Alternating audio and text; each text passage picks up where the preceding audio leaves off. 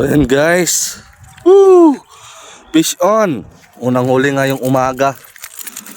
Isang bugan-bugan. Oh. Dali siya ng ating nadali siya ng ating sabiki. Yan, paper. Tapos yan.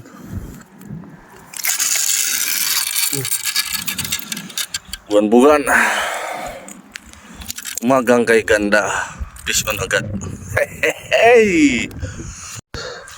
Yun ulit. Pangalawang dali. Yan. Solid. Alright. Sir. Pangatlong huli. Gamit ang ating sabiki. Pinagbabawal na teknik. So guys, yan. Ang-apat na huli. Yo, let's go. Let's do this. Sabiki. The power of sabiki. So, mga kaputi, kakatapos lang natin mag-fishing.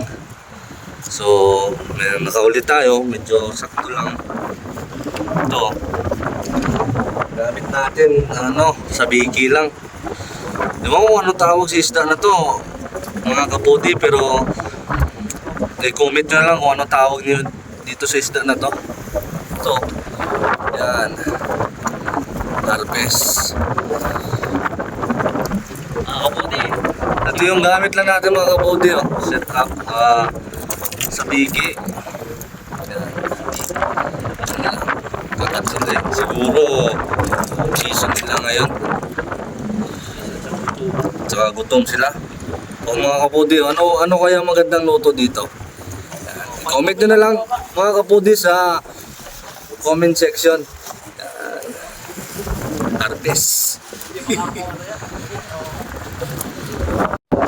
At saka nga pala mga kapudi, hindi tayo nakapag-video kasi lubat yung cellphone natin.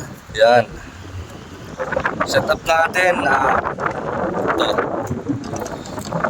Shimano Mirabel 5000 series tsaka 20 LB at sabiki lang, sabiki, tapos yung rattler niya yung ginawa ko paper yan, tapos sabiki, tapos yung rod natin Pioneer 826. So goodbye mga kabudi sa next ulit na adventure. Bye.